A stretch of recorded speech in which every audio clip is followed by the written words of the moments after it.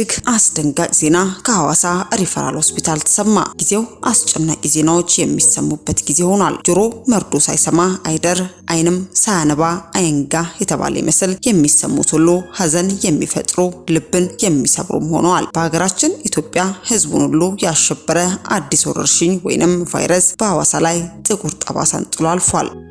በጂንካ አሃዱ ብሎ የጀመረው የወረርሽኝ በሐዋሳ ከተማ መዛመቱ ያልታሰበን ጥቁር ጠባሳን ሀዘንን ጥሎ ማለፉም ተገልጿል። በሐዋሳ ከተማ የተፈጠረው ምን ይሆን? የወረርሽኝስ በከተማዋ ላይ የፈጠረው አስደንጋጭ ሁሉም ልብ ሊለው የተገባውስ ምንድነው?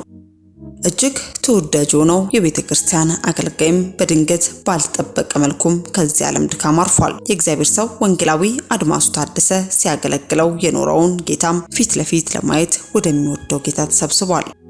ነገር ግን ለተቀሩት ከሚወዱት ሰው በስጋ መለየቱም መሪር ሀዘን ነው። ከሞቱም አሟሟቱ የከፋበት ወንጌላዊ አድማሱ ታደሰም ለቤተሰቡ የልብ ስብራትን ጥሎ አልፏል። እግዚአብሔር ሰው ወንጌላዊ ታደሰ ለእልፈት የዳረገው ምን ይሆን? እንዲሁ ጉዳዩን በዝርዝር ይዘንላችኋል። በቆይታችሁም ታደምጡታላችሁ።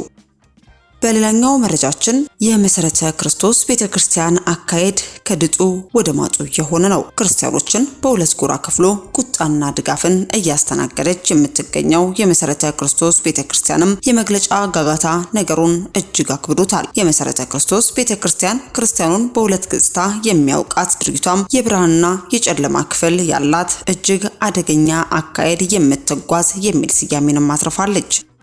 በተቀባዮቿ ዘንድ በአምላክ የተመረጠች ቤተክርስቲያን መሆኗ ቢታበንም በሌላ በኩል ግን የግብረ ሰዶም ተግባር አንጸባራቂ መሆኗ ይነገራል። እንደ ቤተክርስቲያን ምዕመኖቿን ከኃጢአት ግብር ከማስመለጥና ተግባራቸውን ከማጋለጥ ይልቅም የክፋትን ሴራ ወደ ቤተክርስቲያን ሲጋብዙ ሰዶማዊ ተግባርን ከማውገዝም ያወገዙትን እስከ ማገድ ሲያደሉ ዓለምን አወዛግበዋል። ይህች ቤተክርስቲያን በሁለት ማንነት ውስጥ ህዝቡን እየመራችም ትገኛለች። የነበረውን ህግም ሲያጠብቁ፣ በሌላ ወገን ደግሞ ምንነካቸው እየተባሉ ያልተገቡ ህጎችን ሲያረቁ የነበሩም ናቸው። ይህን ተከትሎም ለቤተክርስቲያን ጥብቅ መልእክትም ተላልፏል። ቤተክርስቲያኑ ስህተት በንስሐ ወይንስ በመግለጫ ሆን የሚመለሰው? እነኚህንና በቤተክርስቲያን ላይ የደረሰ የተቃውሞ ክሶችን አስመልክቶም ለሚዲያችን የደረሰንን መረጃ አጠናክረን ይዘናል። በቆይታችሁ ታደምጡታላችሁ። በስተመጨረሻም ትውልደ ኤርትራውያን ሆይ ስትሰሙ ልብ ብላችሁ ስሙ። መልእክቱን ለባሪያዎች ሳይገልጥ ምንም የማያደርገው የሰራዊት ጌታ እግዚአብሔር በኤርትራ ምድር ያለ ሁሉ እንዲሁም በተለያዩ ስፍራ ያሉ ትውልደ ኤርትራውያን ሁሉ ሊያደምጡት የተገባ አስቸኳይ ሀገራዊ መልእክት በእግዚአብሔር ሴት በነብይት እናት ተባበል አንደበት ተነግሯል። በኤርትራ ሀገር በመሃል ከተማ ላይ የሚሆነውን ጌታ ገልጦልኛል። በኮንቴነር የታሰሩ አባቶች አሉ፣ ጌታ ተመልክቷል በማለትም እግዚአብሔር በጥቂት ጊዜያቶች ውስጥ ሊያደርገውን ያለውን መልእክትም ገልጣ ተናግራለች። ከእግዚአብሔር ሴት አንደበት የተደመጠው የኤርትራን ምድር የተመለከተ ትንቢት ምን ይሆን የሚለውንም በቆይታችሁ ከአንደበቷ ታደምጡታላችሁ። እስከ መረጃው ፍጻሜ አብራችሁን ቆዩ።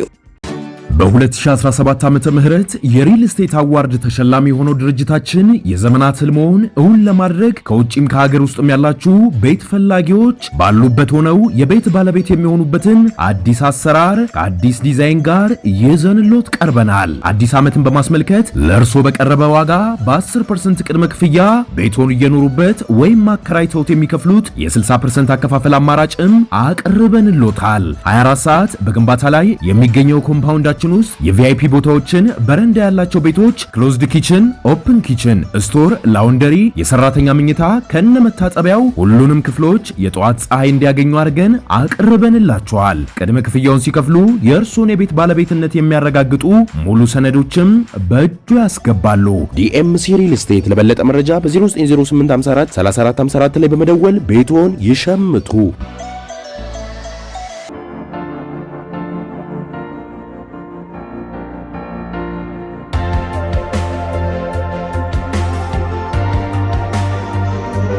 አስቀድመን ወደ ያዝንላችሁ መረጃችን ስናልፍ ውጫዊ ፈተና ቤተክርስቲያንን ያጸናታል፣ ከውስጥ ከሆነ ግን ባያጠፋት እንኳን ያደክማታል። ለእውነት የቆመን ማሳደድ ግንበኞች ከናቁት የማዕዘን ድንጋይ ጋር መላተም ነው። በመግለጫ ብዛትም የሚቀየር እውነት አይኖርም። መመለስና ንስሐ መግባት ግን ምዕመንን ያረጋጋል።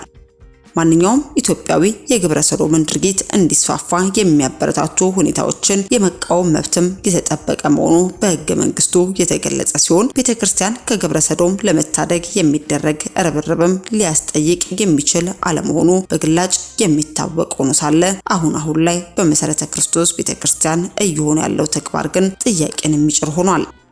ከሰሞኑ የመሰረተ ክርስቶስ ቤተክርስቲያን ላይ የሚነሳው የግብረ ሰዶም እንቅስቃሴን ተከትሎ ቤተክርስቲያኗ ይህን መረጃ ባሰሙ ግለሰቦች ላይ መግለጫ አውጥታ ወይንም የማስጠንቀቂያ መልእክትን አስተላልፋ እኛም በሚዲያችን አድርሰናችሁ ነበር። ታዲያ ይህን የማስጠንቀቂያ መግለጫም ከ20 በላይ የሆኑ የመሰረተ ክርስቶስ ቤተክርስቲያን አጥቢያዎችም እየተቀባበሉት በቤተክርስቲያን ላይ የሚሰሙ እንቅስቃሴዎችንም እያወገዙ ይገኛሉ።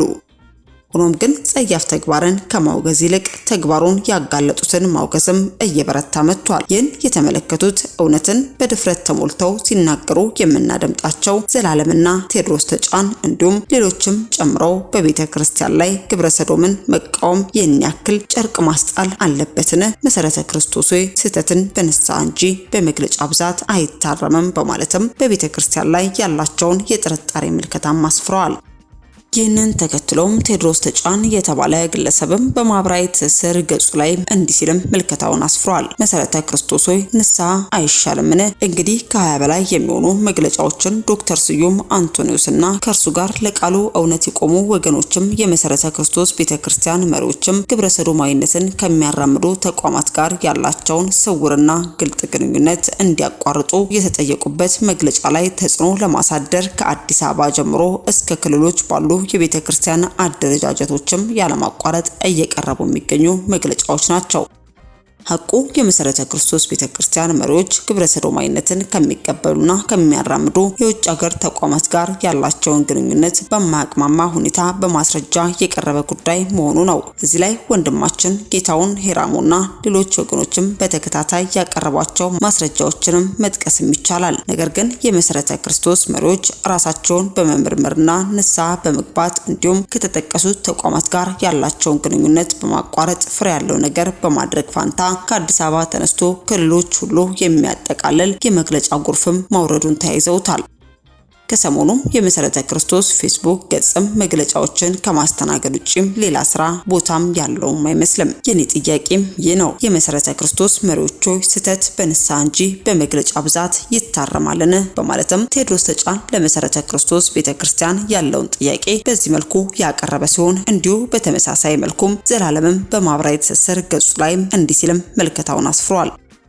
ግብረ ሰዶማዊነት መቃወም ይህን ያህል ጨርቅ ማስጣል አለበትን? በዋናው የኢትዮጵያ መሰረተ ክርስቶስ ቢሮ ከመነገሩ በፊት የየክልሉ ቢሮዎች በደቦ የተባበሩበት እውነትም አንብበውት ሲሆን በ24 ሰዓት 24 የውግዘት መግለጫ በእነ ዶክተር ስዩም ላይ የቀረበበትስ ምክንያት በደና ሲሆን ከመካነ ኢየሱስ መሪዎች ስለምንስ አትማሩ? ግብረ ሰዶማዊነትን ተረባርበን እናውግዝ እንጂ አውጋዦችን አናውግዝ በማለትም ዘላለምም በማህበራዊ ትስስር ገጹ ላይም በመሰረተ ክርስቶስ ቤተክርስቲያን ላይ ያለው ጥያቄ እንዲህ ባለ መልኩም አቅርቧል። እነ ዶክተር ስዩም አንቶኒዮስ በመሰረተ ክርስቶስ ቤተክርስቲያን በውስጥ በኩል ሾልኮ ለመግባት ትግል እያደረገ ያለውን ግብረ ሰዶማዊነትን በተመለከተ ያወጡት ባለ 3 ገጽ መግለጫ አንደኛ ቤተክርስቲያኒቱ በቀጥታ ወይንም ተቋም የሆነው ሴሚናሪ ከግብረ ሰዶም ጋር አብሮ የመስራት ስምምነት መፈራረማቸውን የሚያሳዩ መረጃዎች ስላሉ እነዚህ ስምምነቶች ይፍረሱ፣ መፍረሳቸውም ለህዝብ በይፋ የሚገለጽ። ሁለተኛ የሶዶማውያን እንቅስቃሴ በመካነ ኢየሱስ ቤተክርስቲያን በኩል ሊገባ ያደረገውን ሙከራ ወገኖች በተቃወሙ ጊዜ በመሰረተ ክርስቶስ ቤተክርስቲያንም ተመሳሳይ ጉዳይ ተነስቶም ነበር። ሆኖም ጉዳዩ ለቤተክርስቲያን ጠቅላላ መሪዎችም ጉባኤም ቀርቦ ቁርጥ ውሳኔ እንዳይወሰንበት በውስጣዊ አሰራር ታፍኖ አጀንዳው ለጉባኤ ሳይቀርብም ቀርቷል።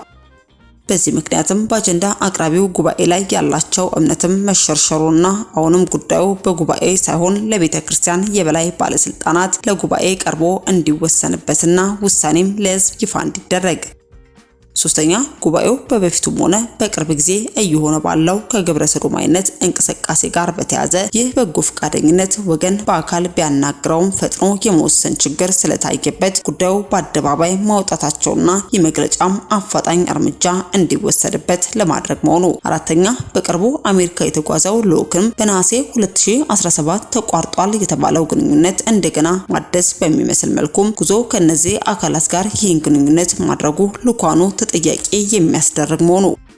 አምስተኛ ግብረ ሰዶማዊነትን በይፋ የተቀበለው የሜኖናይት ወርልድ ኮንፈረንስም 500ኛ ዓመቱን ኢትዮጵያ ሊያከብር በመሰረተ ክርስቶስ ቤተክርስቲያን ግብዣ የቀረበለት መሆኑን ዝግጅትም እየተደረገ መሆኑን ይህ እንዲሰረዝና ለነርሱም እንዲነገራቸው ውሳኔ ለሕዝብ ይፋ እንዲደረግ። ስድስተኛ በመጨረሻም የቤተክርስቲያኗ መተዳደሪያ ደንብ ውስጥም ያለ ክፍተት መሰል ግድፈቶችን ለማስተናገድም የተመቻቸ በመሆኑ በጉባኤው እንዲስተካከል። ሰባተኛ በዚህ አስቸጋሪ ጊዜ ምዕመናን ሳይረበሹ ተረጋግተው እየተገለገሉና እየጸለዩ እንዲቆዩ የሚሉም ናቸው። እነዚህን አቋማትስ የሚያወግዝ ጤነኛ ይሆን? ለቤተ ክርስቲያን ተቆርቋሪ ሊባልስ ይችላል? ማንም ሰው ቢያነባቸው ይህን መሰል መልእክት መያዛቸው ግልጽ ሆኖ ይታያል። እነዚህ መልእክቶች የቱጋ ስህተት ሆኖ ነው የማውገዝ ርጅብኝ በእነዚህ እርኩስና በተጸየፉ ወገኖች ላይ የሚወርድባቸውስ? የነሱ ጩኸት በርባን ይፈታ፣ በርባን ይፈታ፣ በርባን ይፈታ እንደሚሉት ነው። ይገርማል ታሪክ ራሱን ሲደግም በማለትም ያለውን መልከታም እንዲህ ባለ መልኩ አጋርቷል። ታዲያ የመሰረተ ክርስቶስ ቤተክርስቲያንም በርካቶች እንዳሉትም የተለያዩ መግለጫዎችም በየክልሉ እየወጡ እንዳሉም እየተመለከትን እንገኛለን። ሆኖም ግን ቤተክርስቲያኗ የሚቀርብባትን ጥያቄ በግላጭ ምላሽ እንድትሰጥ እኛም በሚዲያችን ስም የቀረቡልንን ጥያቄዎችም እንዲህ ባለ መልኩ ማስተጋብተናል። አስከትለን ወደ ያዝንላችሁ መረጃችን ስናልፍ እጅግ አስደንጋጭና ልብ ሰባሪ ዜና ከሐዋሳ ሪፈራል ሆስፒታል ተሰምቷል። ጊዜው አስጨናቂ ዜናዎች የሚሰማበት ጊዜ ሆኗል። ጆሮ መርዶ ሳይሰማ አይደር፣ ዓይንም ሳያነባ አይንጋ የተባለ ይመስል የሚሰሙት ሁሉ ሐዘን የሚፈጥር ልብን የሚሰብርም ሆኗል። በሀገራችን ኢትዮጵያ ህዝቡን ሁሉ ያሸበረው አዲስ ወረርሽኝ ወይንም ቫይረስ በሐዋሳ ላይ ጥቁር ጠባሳን ጥሎ አልፏል። በጂንካ አህዱ ብሎ የጀመረው የወረርሽኝ በሐዋሳ ከተማ መዛመቱ ያልታሰበ ጥቁር ጠባሳን ሐዘንን ጥሎ ማለፉም ተገልጿል። በሐዋሳ ከተማ የተፈጠረውም ነው። በሐዋሳ ሪፈራል ሆስፒታል 4 በቫይራል ሄሞራጂክ የተጠቁ ታካሚዎችም ወደ ሆስፒታል ሪፈር መደረጋቸው ይታወሳል። ሆስፒታሉ ያለፈው ቅዳሜ ከሌሎች የጤና ተቋማት ሪፈር የተደረጉ 4 በበሽታ የተጠቁ ታማሚዎችን ተቀብሎ ማከሙንም ለሚዲያ ገልጾም ነበር። ታካሚዎቹ ወደ ሆስፒታል ሲመጡ የተቅማጥ፣ የደም መፍሰስ፣ ትኩሳትና አጣዳፊ የኩላሊት የስራ መቆም ምልክቶችም እንደታየባቸው አስረድተዋል። ከአራቱ ታካሚዎች አንደኛውም እዛው መሞቱን ያስረዱት ስማቸው እንዲገለጽ ያልፈለጉ የሆስፒታል የስራ ኃላፊም አስክሬኑ ወደ ወልቂጤ እንደተወሰደ አስገንዝበዋል።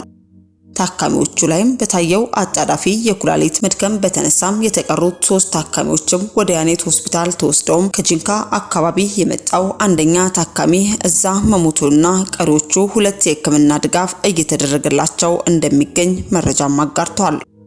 ሆስፒታሉ ለህብረተሰቡ ባስተላለፈው መልእክትም የደም ንክኪ የሚያስከትል ቁስል፣ ሽንት፣ ሰገራ መሰል ፈሳሾች ንክኪም ራሱን እንዲጠብቅ መክሮ በሽታው በትንፋሽ እንደማይተላለፍም አስገንዝበዋል። ከህመሙ ጋር ቀጥተኛ ግንኙነት ያላቸው ቤተሰብን ጨምሮም በአጠቃላይ 29 የጤና ባለሙያዎችም በአሁኑ ሰዓት ተለይተው ክትትል እየተደረገባቸው ይገኛል ያለው ሆስፒታሉም እስካሁን አንድም ተጠርጣሪ ምልክት አለማሳየቱንም ለሚዲያ አረጋግጠው ተናግረዋል።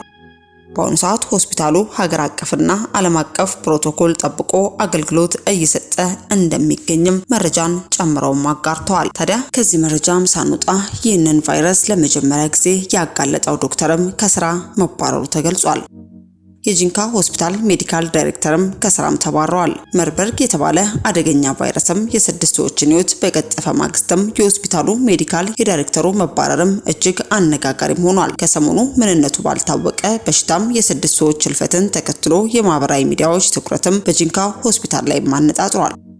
ቫይራል ሄሞሬጂክ ፊቨር የተሰኘው አደገኛ የቫይረሶች ቡድንም ተከሰተ መባሉን ተከትሎ በተደረገው የሟች የደም ናሙና ምርመራ ውጤትም ማርበርግ የተሰኘ አደገኛ ወረርሽኝ መከሰቱን ተሰምቷል። የሟቾቹ የናሙና ምርመራ ውጤትም መነሻን በማድረግ በፌዴራል ጤና ጥበቃ ሚኒስቴር በኢትዮጵያ ሕብረተሰብ ጤና ኢንስቲትዩት በኩልም የወረርሽኙ ክስተት ያረጋገጡ መግለጫዎችም በማህበራዊ ሚዲያ ገጾቻቸው ያሰራጩ ሲሆን ዓለም አቀፍ የጤና ድርጅትም አፋጣኝ የገንዘብ ሙያተኛና የቁሳቁስ ድጋፍ ማድረጉም ይታወሳል።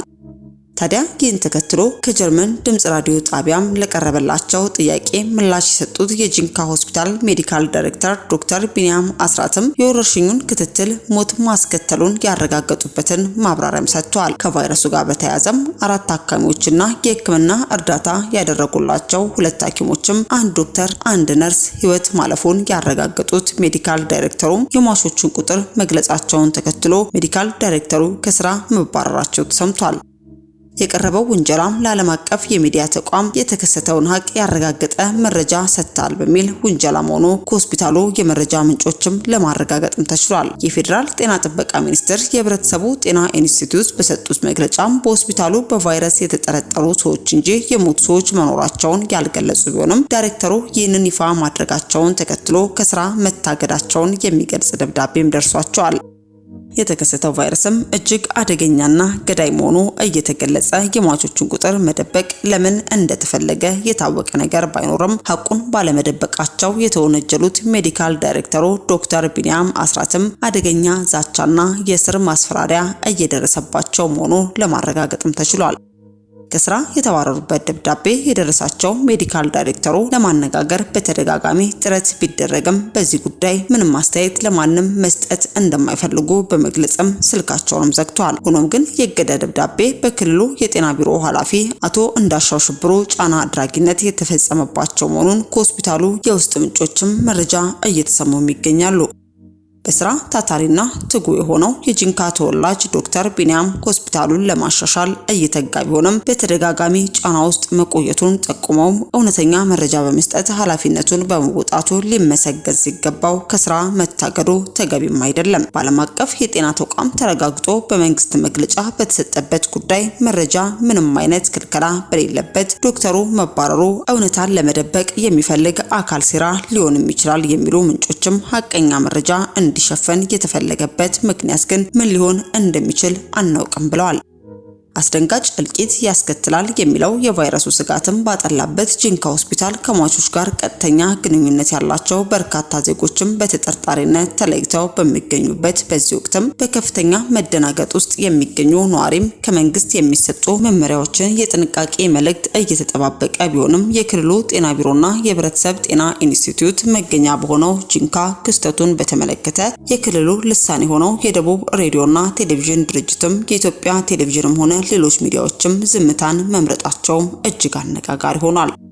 ዶክተር ቢኒያም አስራትም በአስቸኳይ ወደ ስራው እንዲመለስም እንጠይቃለን። እውነት መናገር፣ መረጃ ለሚዲያ መስጠት ወንጀል አይደለም። የሚመለከታቸው ዓለም አቀፍ ተቋማትም ለጉዳዩ ትኩረት እንዲሰጡም እንጠይቃለን በማለትም የዶክተሩ መባረርን ተከትሎ በርካቶችም እንዲህ ባለ መልኩ ድምጻቸውን እያሰሙ እንዳለም ተመልክተናል። ታዲያ የሆነው ሆኖ በተለያዩ አካባቢዎች የምትገኙ ግለሰቦችም ከእንደዚህ አይነት ቫይረስም ራሳቸውን እንድትጠብቁ ስንል እኛም በሚዲያችን ስም መልእክትን ማስተላለፍ ወደድን። አስከትለን ወደ ያዝንላችሁ መረጃችን ስናልፍ ሞት ለየትኛውም የሰው ልጅ የማይቀር ዕዳ ቢሆንም ድንገት ሲሆን ግን ፈጽሞ የማይቀበሉት አስደንጋጭ ሆናል። አሟሟቴን አሳምርልኝ እንደሚባለው ሞት የሚያምር ነገር ባይገኝለትም አሟሟት መስመር ሲይዝ ግን መልካም ነው። ይህ ተወዳጅ የእግዚአብሔር ሰው ወንጌላዊ አድማሱ ታደሰ ጌታ እግዚአብሔር በቃሉ በመዝሙረ ዳዊት ምዕራፍ 16 ቁጥር 10 ላይ እንደተጻፈው ቅዱሳንን መበስበስን ያዩ ዘንድ አትተውም እንደሚል ቃሉም በምድር ላይ ያለውን የኮንትራት ኑሮ ጨርሶ ወደ ዘላለማዊ ቤቱም ሄዷል።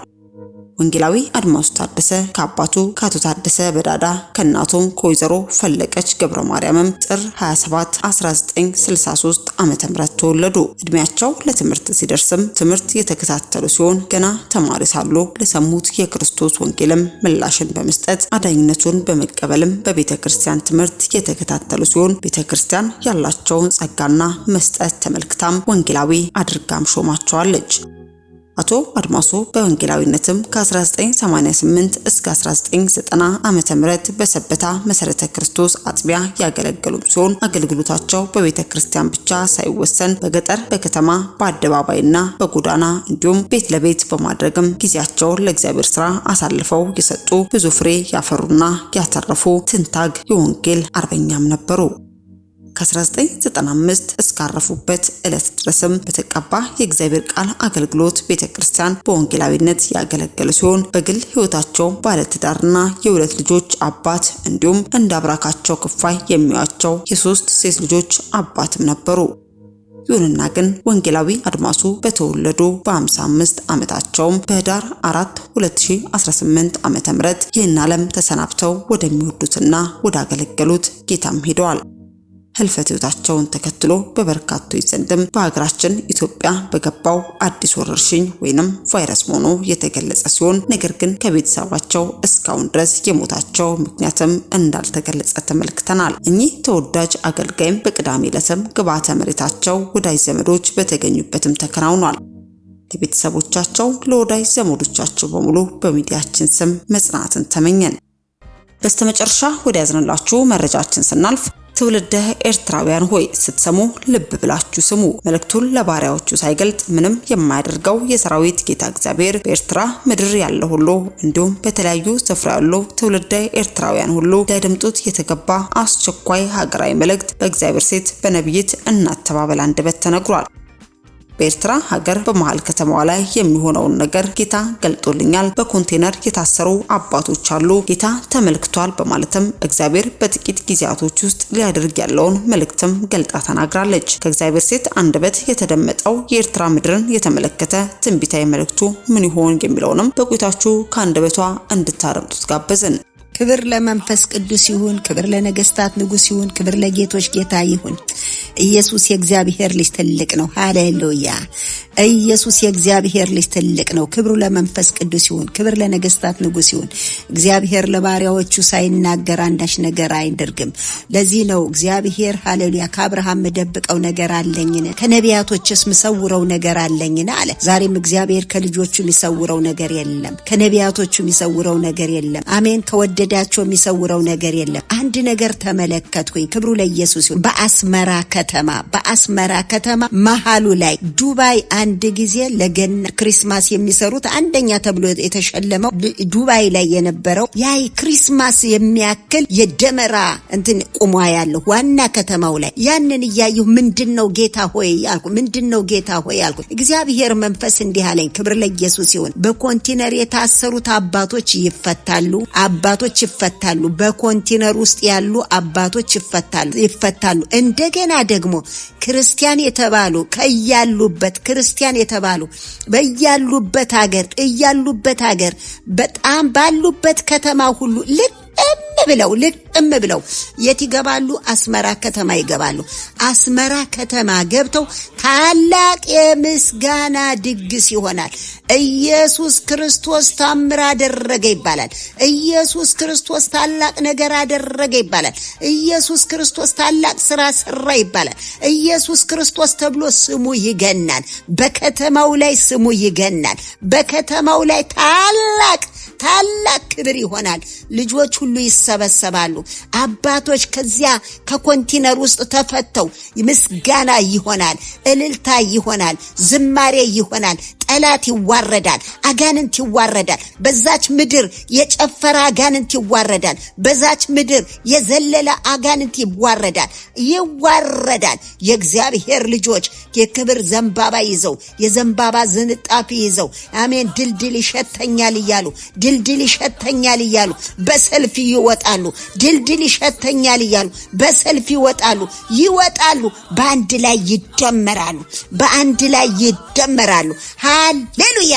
ኢየሱስ የእግዚአብሔር ልጅ ትልቅ ነው። ኢየሱስ የእግዚአብሔር ልጅ ትልቅ ነው። ሃሌሉያ! የድል ቀን ነው፣ የምስጋና ቀን ነው። የድል ቀን ነው እየተባለ ይዘመራል። የድል ቀን ነው፣ የዝማሬ ቀን ነው እየተባለ ይዘመራል።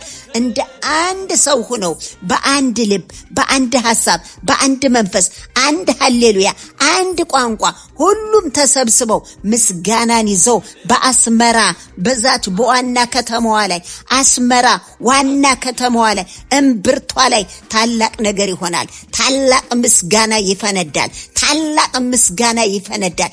አሜን። ርችት ይተኮሳል። አባቶች ነፃ ይወጣሉ። ከኮንቴነር ውስጥ ነፃ ይወጣሉ። እግዚአብሔር ይህን በቅርብ ቀን ያደርገዋል። ይህን ሩቅ አይደለም። እግዚአብሔር በቅርብ ቀን ምስጋና ይሆናል። በቅርብ ቀን እግዚአብሔር ምስጋናን ያደርጋል። ሃሌሉያ። አላባጋይ ዶማስኬሬ በጌላ ረዲሞሳ አባቶች ከኮንቴነር ውስጥ ይወጣሉ። አባቶች ከኮንቴነር ውስጥ ይወጣሉ። ሃሌሉያ። እልል እያሉ ይወጣሉ። አሜን እያሉ ይወጣሉ። አሜን። ህዝብ ሁሉ ይሰበሰባል። አሜን። ክርስቲያን ያለበት ቦታ ሁሉ አለበት ሁሉ ይወጣሉ። አስመራ ከተማ ይሰበሰባሉ። አስመራ ከተማ ከበሮ ተይዞ ይመታል። አሜን። ክብር ይባላል። ክብር ንገስ ይባላል። አረ ክብር ንገስ ይባላል። ክብር ንገስ ጌታ ይባላል። ክብር ንገስ ኢየሱስ ይባላል። ክብር ንገስ የኔ ጌታ ይባላል። ሃሌሉያ። ክብር ለኢየሱስ ይሁን። ክብር ለመንፈስ ቅዱስ ይሁን። ክብር ለነገስታት ንጉስ ይሁን። ሃሌሉያ። የጽዮን ልጆች ይሰበሰባሉ። የጽዮን ልጆች ባንድ ላይ ይሆናሉ። የጽዮን ልጆች ይሰበሰባሉ። ከያሉበት ይሰበሰባሉ። እንደ አንድ ሰው ሆኖ ምስጋና ይዘው ይመጣሉ። እንደ አንድ ሰው እልልታን ይዘው ይመጣሉ።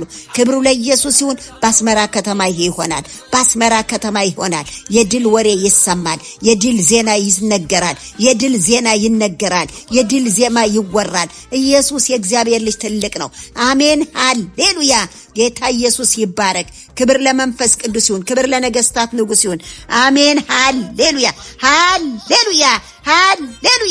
ኢየሱስ ጌታ ነው። ማሳክራዲሞስ ከሬቤጌላ ራዲሞስ ከራባጋይዶ ማሳያ ሃሌሉያ። በ2017 ዓመተ ምህረት የሪል ስቴት አዋርድ ተሸላሚ የሆነው ድርጅታችን የዘመናት ህልሞን እውን ለማድረግ ከውጪም ከሀገር ውስጥም ያላችሁ ቤት ፈላጊዎች ባሉበት ሆነው የቤት ባለቤት የሚሆኑበትን አዲስ አሰራር ከአዲስ ዲዛይን ጋር ይዘንሎት ቀርበናል። አዲስ ዓመትን በማስመልከት ለእርሶ በቀረበ ዋጋ በ10% ቅድመ ክፍያ ቤቶን እየኖሩበት ወይም አከራይተውት የሚከፍሉት የ60% አከፋፈል አማራጭም አቅርበንሎታል። 24 ሰዓት በግንባታ ላይ የሚገኘው ኮምፓውንዳችን ውስጥ የቪአይፒ ቦታዎችን፣ በረንዳ ያላቸው ቤቶች፣ ክሎዝድ ኪችን፣ ኦፕን ኪችን፣ ስቶር፣ ላውንደሪ፣ የሰራተኛ መኝታ ከነመታጠቢያው ሁሉንም ክፍሎች የጧት ፀሐይ እንዲያገኙ አድርገን አቅርበንላቸዋል። ቅድመ ክፍያውን ሲከፍሉ የእርሶን የቤት ባለቤትነት የሚያረጋግጡ ሙሉ ሰነዶችም በእጁ ያስገባሉ። ዲኤምሲ ሪል ስቴት። ለበለጠ መረጃ በ090854 3454 ላይ በመደወል ቤቶን ይሸምቱ። ውድ የሻሎም ቲዩብ አድማጭና ተመልካቾቻችን ለሰዓቱ የያዝንላችሁ መረጃ ያደመጣችሁትን ይመስል ነበር። በሌላ አዳዲስ መረጃዎች እስከምንገናኝ መልካም ቆይታ